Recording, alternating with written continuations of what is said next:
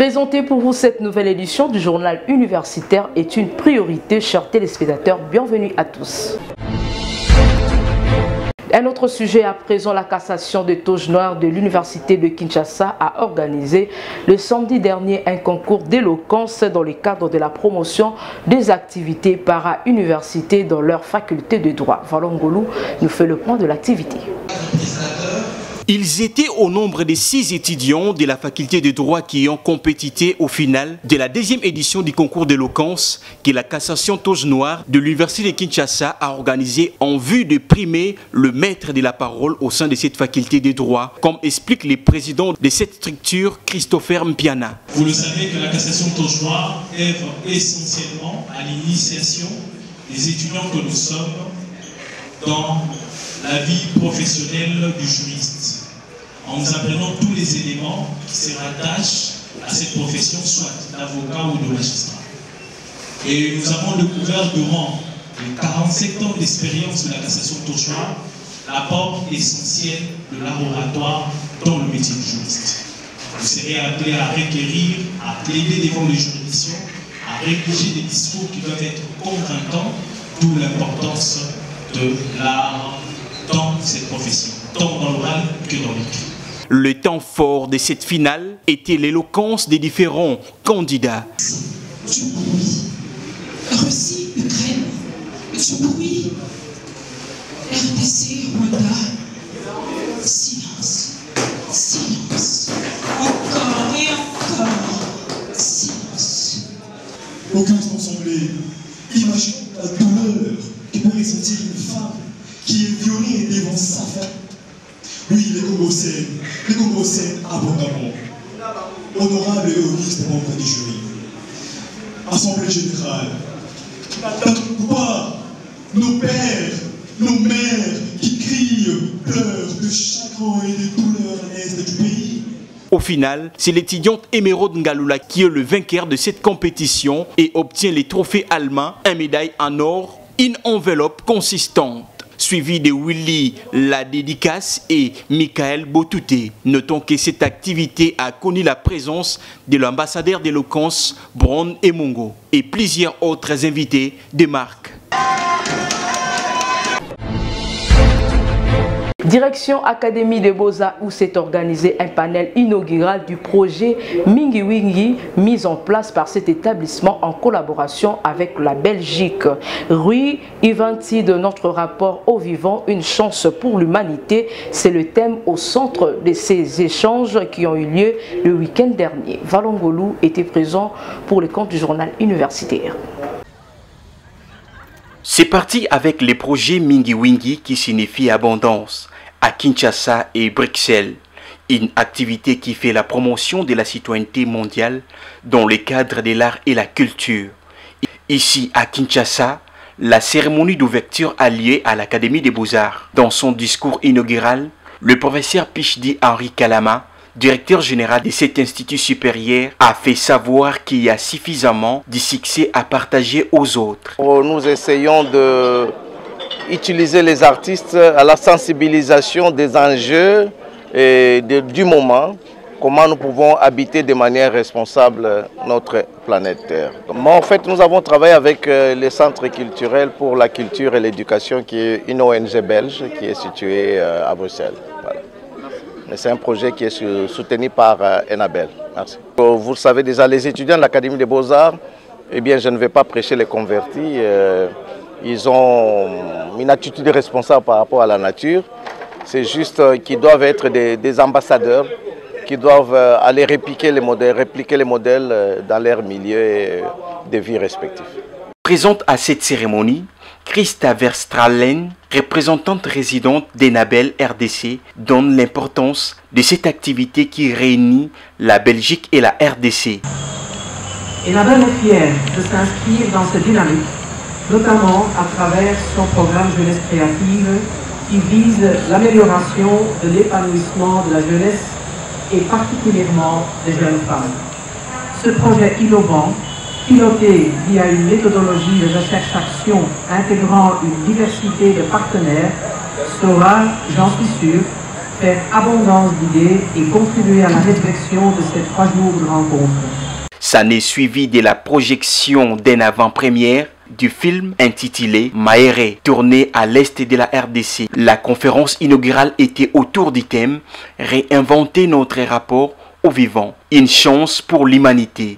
4 panélistes ont répondu aux questions du journaliste Jonathan Bilari. Réinventer notre rapport aujourd'hui, en un moment pour les rapports difficiles entre toutes les espèces vivantes, c'est regarder notre manière de nous rapporter avec ce qui existe, avec tout ce qui est vivant, tout ce qui donne la vie, et voir si ces rapports sont des rapports belles, harmonieux, ou des rapports conflictuels. Dans notre cas, ce sont des rapports conflictuels, et c'est pour cela qu'aujourd'hui on peut parler de la réinvention de ces rapports. Et c'est une réinvention qui doit se passer dans le cadre de notre panel, qui doit se passer à travers les arts et à travers la culture. Notons que cette cérémonie d'ouverture s'est clôturée avec la performance des artistes de l'Académie des Beaux-Arts de Kinshasa.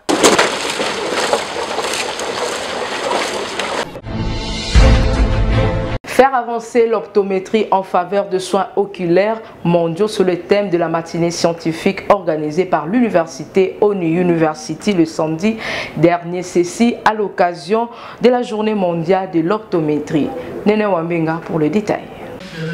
C'était dans le cadre de la journée mondiale de l'optométrie célébrée le 23 mars de chaque année que ONU University a organisé une matinée scientifique sous le thème « Faire avancer l'engagement de l'optométrie en faveur des soins oculaires mondiaux ». Prenant la parole devant le corps professoral et l'assistance, le recteur de l'ONU University, Jean Zosa, a donné l'importance de cette messe scientifique. À son tour, le docteur Annick Mouilamboué a martelé sur le dépistage de pathologies oculaires qui est le moyen par lequel un ophtalmologiste, un médecin et même un urgentologue utilisent pour résoudre et donner un excellent soin oculaire. Je voudrais parler de 2 points d'abord. Et je l'ai épinglé dans ma présentation. C'est d'abord l'innovation. Avoir une école d'optométrie à Kinshasa est une vraie innovation. Il est beaucoup plus facile et moins long de former un optométriste que de former un ophtalmo. Et pourtant, ils ne sont pas moindres. Ce sont des gens qui seront en première ligne pour aider la population à pouvoir avoir accès aux soins de santé. Dans ce même optique, le docteur Reynald Duerksen a expliqué la progression de l'engagement à l'optométrie en faveur des soins oculaires mondiaux. Il a en outre conscientisé les hommes en blouse blanche à booster leur connaissance en ophtalmologie. Concernant les colorants ayant propriété optique non linéaire, le professeur Bokolombe a mis en lumière les méfaits de ces colorants devant l'auditoire, entre autres la poussière et la pollution de l'air causée par les avions et véhicules. Pour lier l'utile à l'agréable, le recteur de cette alma mater a par la suite remis de matériaux essentiels à quelques étudiants pour les encourager dans leur apprentissage. Changeons de chapitre à présent. Dans la province du Haut-Katanga, clôture en bonté le week-end dernier de la saison sportive 2023-2024, couplée à la grande finale de l'interface à l'Institut supérieur technique de Lubumbashi, ISTEL, en sigle par le professeur Janou Pagna, directeur général de cet établissement. Bac des génies et vainqueur de cette première édition, le vent Bac ingénieur. Georges Lumi et Christian Chipambassine, cet élément. L'Institut supérieur technique de Lubumbashi ISTEL a clôturé sa saison sportive 23-24 de la plus belle des manières. Le directeur général de cette institution d'enseignement supérieur, le professeur Janou Pagna, a fait le contour de cette première édition dans son discours de clôture avant de déclarer close toutes les activités y afférentes. La direction générale de l'Institut supérieur technique de Lubumbashi, que j'ai toujours honneur de chapeauter, tient à vous manifester toute sa joie pour la bonne passation des activités liées à la saison sportive 2023-2024. Nous sommes fiers de vos capacités manifestées tout au long de cette période du championnat couplé à plusieurs activités récréatives que vous avez entreprises.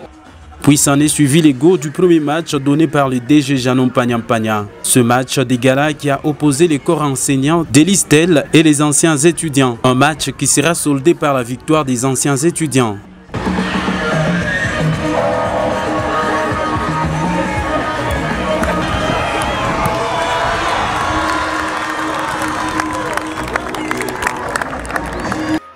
Assistés dans la tribune d'honneur par les couples du directeur général et les autorités académiques, les étudiantes ont également livré un match des galas dans le cadre de ce mois de mars qui leur est dédié bien avant la grande finale. Il n'y aura ni vainqueur ni vaincu dans cette rencontre. Les autres ont plutôt présenté quelques modèles de robes confectionnées et des tableaux artistiques. Puis la finale s'est jouée dans les derniers moments. Un match alléchant où les étudiants des bacs en génie se sont frottés les bottines contre des bacs de génie.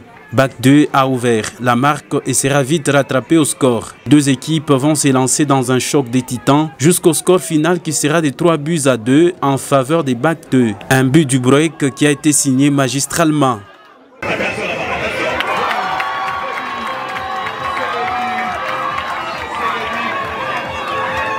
Oui, les deux équipes ont reçu leur coupe de cette première édition.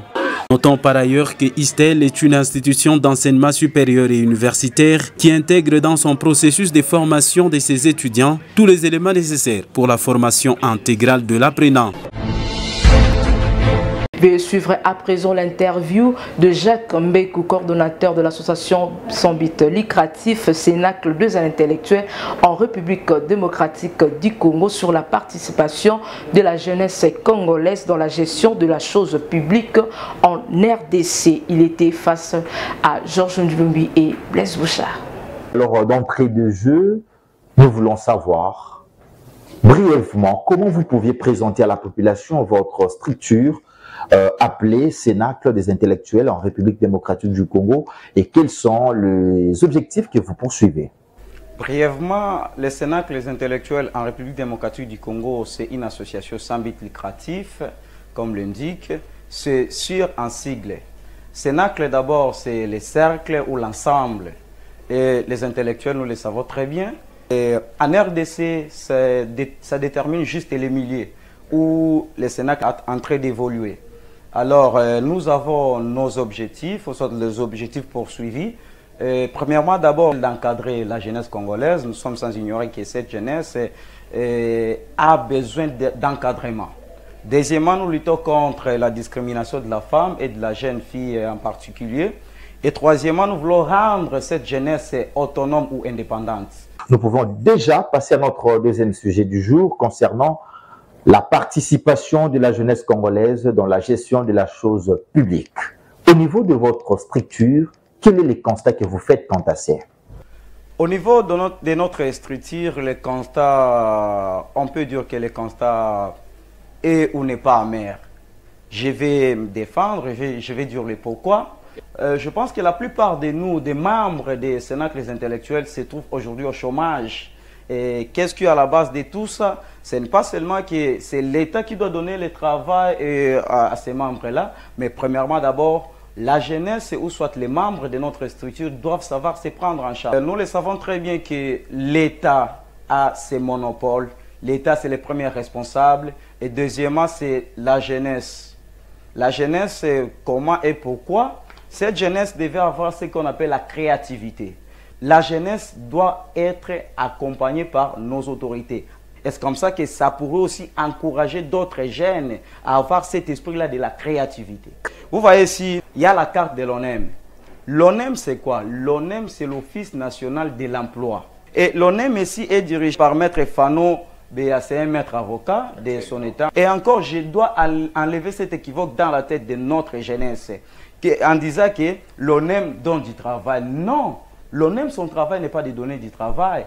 L'ONEM, c'est comme un impôt. La politique que nous mettons en place, c'est d'abord, nous faisons ce qu'on appelle les descentes sur le terrain pour sensibiliser d'abord cette jeunesse. Parce qu'il y a un problème dans notre pays, ce problème, c'est quoi? C'est la connaissance de soi. Quand on ne se connaît pas, on ne peut pas faire quelque chose.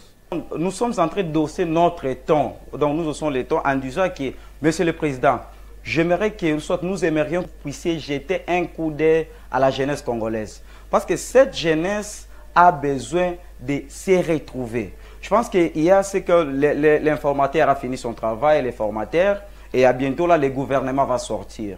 Nous aimerions que les jeunes soient aussi parmi les membres de ces gouvernements. Parce qu'on ne peut pas comprendre qu'à chaque fois, ce sont les mêmes visages, ce sont les mêmes personnes. C'est comme si cette jeunesse-là est négligée ou soit rejetée. Monsieur le Président, jetez aussi un coup d'œil à la jeunesse congolaise et surtout aux institutions qui accompagnent cette jeunesse. À la jeunesse congolaise, il faut aimer la méritocratie. Parce que la réussite, c'est la somme de nos efforts. Il faut faire un effort, fournir un effort jusqu'à ce que lorsque vous arriverez au sommet, vous devrez mériter cette réussite. À la jeunesse congolaise, en tout cas, j'aimerais que vous puissiez même venir vous adhérer. Vous êtes jeune, vous n'avez pas d'occupation. Cherchez une occupation et Sénacle laisse ses portes grandement ouvertes. Parlons à présent de la séance de formation en cuisine pour les mamans Malewa le week-end dernier à l'immeuble Almance Congo de Barumbu. Cette formation était organisée par l'association sans but lucratif Action pour le développement durable dans l'objectif de valoriser les activités de femmes de la commune de Barumbu. Magloire Landou et Juras Landou signent cet élément. Après le lancement du projet dénommé Relèvement socio-économique de femmes et jeunes filles de Malewa, de la ville de Kinshasa, précisément de la commune de Barumbu, plusieurs formations sur l'hygiène alimentaire, l'art culinaire, la cuisine, pour ne citer que cela, sont organisées par l'ASBEL Action pour le développement durable, APLDD en sigle, avec le soutien de la région Bruxelles, la capitale, dans le but d'accompagner ces femmes à rendre formelles leurs activités des Malewa tout en leur ajoutant de nouvelles connaissances. Prenant la parole, l'une de Maman Malewa a présenté les bienfaits et les avantages de ces projets tout en remerciant les initiateurs de 10 projets. Et aujourd'hui, on était sur le dressage dans la table. Et comment vous pouvez dresser l'assiette, le verre et les couverts. Nous sommes très bien formés. Nous avons notre madame qui est bien qualifiée. Effectivement, dans ma cuisine, je pratique déjà. Je m'adresse à maman Nénette, que je vous dis merci beaucoup maman pour ces projets et puis à APLDD. À son tour, Natacha Mayaka a brossé les objectifs de ses enseignements en relevant ce qui suit. On essaye de relever les mamans Malewa, changer un peu leur façon de faire les choses. Les critères d'hygiène ne sont pas respectés. Elles travaillent comme ça, l'essentiel est que les gens mangent, alors que quand les gens mangent, il faut qu'ils soient dans des bonnes conditions. On voit l'hygiène, on voit l'art culinaire, on voit un peu tout ça pour que les clients soient satisfaits. Non seulement en se rassasiant, mais qu'ils soient aussi en bonne santé en mangeant ce que les mamans Malewa proposent. Elles sont attentives, elles peuvent apprendre, elles sont contentes, elles sont fières de ce qu'elles font. On sent vraiment un dévouement. Qu'elles aient confiance en elles, qu'elles soient un peu plus dynamiques dans ce qu'elles font, qu'elles essayent de faire mieux, qu'elles essayent de faire plus. Ici de noter que ces projets de 2 ans visent à valoriser l'activité de femmes et jeunes filles Malewa de la commune de Barumbu.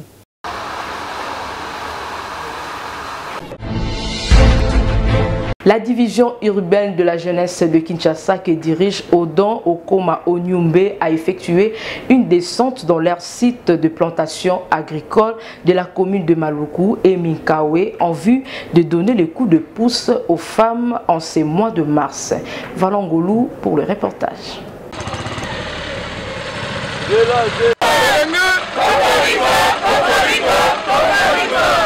Le temps de rester dans le bureau climatisé est révolu. Voilà qui justifie la présence du personnel de la division urbaine de Kinshasa, du ministère de la Jeunesse, Nouvelle Citoyenneté et Cohésion nationale, qui ont descendu dans leur centre de production agricole de Mikao dans le cadre du mois dédié aux droits des femmes. Dont Okoma Onyumbe Di Lumumba II, chef de division urbaine de Kinshasa, lance ses travaux agricoles en ces mots.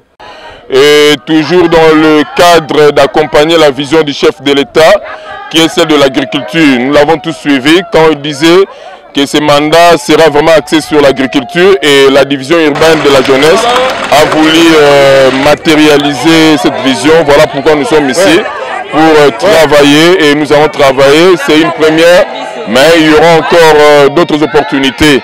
Donc nous disons, le temps de rester dans le bureau climatisé est révolu. Nous devons descendre sur terrain, on doit retrousser nos manches pour que nous puissions travailler enfin de lutter contre la famine. Les femmes de la division urbaine de Kinshasa se sont exprimées en louant cette initiative qu'elles trouvent une innovation dans leur service. En fait, nous sommes venus pour faire le chant. Nous voulons motiver la jeunesse et nous voulons appeler aux jeunes gens qui trouvent que le chant c'est quelque chose de passe-temps. Je les appelle, je les dis de venir parce que le chant c'est quelque chose de bien. Quelques personnels masculins de ces ministères ont remercié le chef de division urbaine et encouragent les jeunes à l'agriculture. Encourageons le chef de division urbaine de la jeunesse, M. Don Okoba Onyumbe, pour l'initiative qu'il a prise. C'est pour la première fois d'amener les agents jusqu'au niveau de Menkao. La division urbaine de la jeunesse a beaucoup d'espace. Il n'y a pas seulement les brigades agricoles de Menkao. Il y a aussi les brigades agricoles de Dimpuru, il y a aussi Doumi et consorts. D'une activité à une autre, les femmes de la division urbaine de Kinshasa ont organisé la compétition de Nzango.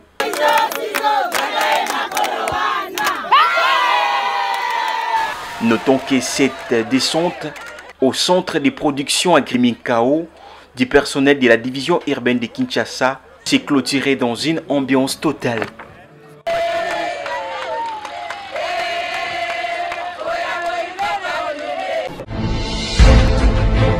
Je me suis posé cette question au départ pour dire pourquoi est-ce qu'une grande puissance qui est sollicitée depuis que ce conflit a débuté il y a 25 ans n'arrive pas finalement à donner des réponses favorables à la République démocratique du Congo.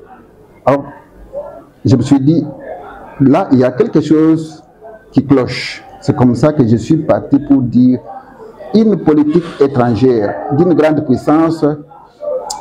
Elle a multiples facettes. Pour les États-Unis, et particulièrement pour le tiers-monde, envers le tiers-monde, il y a donc plusieurs politiques étrangères.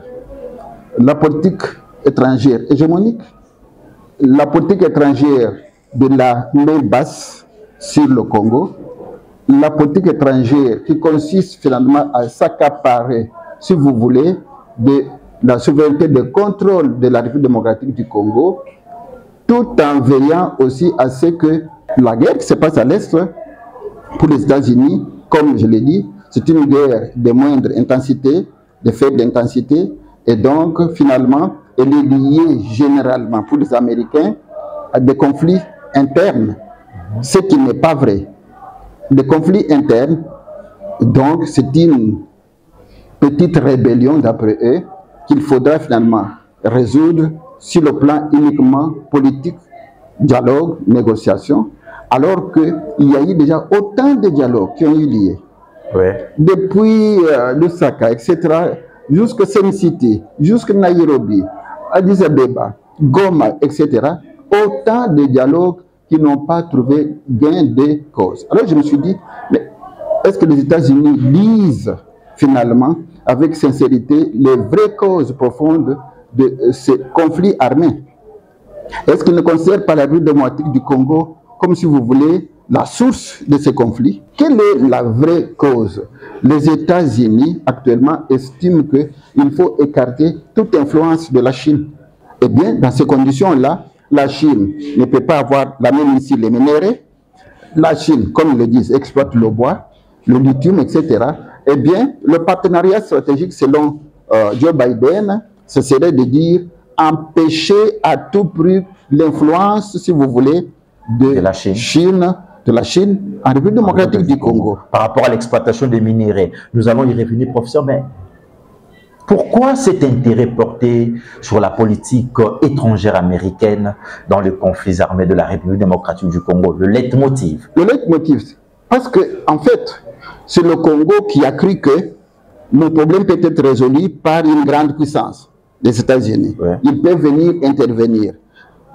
Kabila a fait des voyages aux États-Unis. Joseph Tshisekedi a fait beaucoup de voyages aux États-Unis. Et qu'est-ce qu'ils vont chercher là? Venez nous aider. Exact. Alors, mon intérêt, c'est de dire, mais pourquoi ils ne viennent pas nous aider? Pourquoi ils refusent? Ce qui signifie qu'il y a en fait un hic. Lorsque les chefs d'État africains ou congolais voyagent, vous me suivez, vers les grandes puissances, ils reviennent satisfaits en croyant que ils ont trouvé bien des causes. Or, c'est faux. Et dans le livre, je le dis, il faut... Alors, donc, il y a l'hypocrisie dans les échanges. Il y a l'hypocrisie dans les échanges, mais je le dis aussi, il faudrait que notre pays puisse aussi avoir un regard interne en se disant comment on juge, comment les grandes puissances nous jugent. Tant que nous ne mettons pas l'accent sur la manière dont ils nous jugent, dans ces conditions-là, nous avons l'intérêt toujours que non, nous sommes partis, nous avons signé des accords privilégiés, etc. Le problème sera résolu. Mais ce sont des solutions dérisoires, provisoires. Le livre a été publié en Belgique. Je voyageais, c'était juste pour récupérer les exemplaires. J'ai amené quelques exemplaires. Ils peuvent toujours me contacter. Je peux servir ceux qui sont prêts. Sinon, les autres, le livre arrive par bateau parce que par avion, ça me coûte tellement cher. Et d'ici 1 ou 2 semaines, les livres seront là. Ceux qui veulent m'atteindre peuvent passer soit par le journal universitaire, mais sinon les autres, je suis disponible. Je suis ici au bureau, je suis doyen de la faculté de sciences politiques, sociales et administratives à l'IPN. Ils peuvent toujours me rejoindre. Merci beaucoup. C'est la fin de cette édition, chers téléspectateurs. Merci de prêter attention à notre présentation derrière la caméra. Longue Cosma, réalisée par Emmanuel Lema, toujours sous la coordination d'André Mouchongo. Quant à moi, je vous dis au revoir et excellente semaine à tous.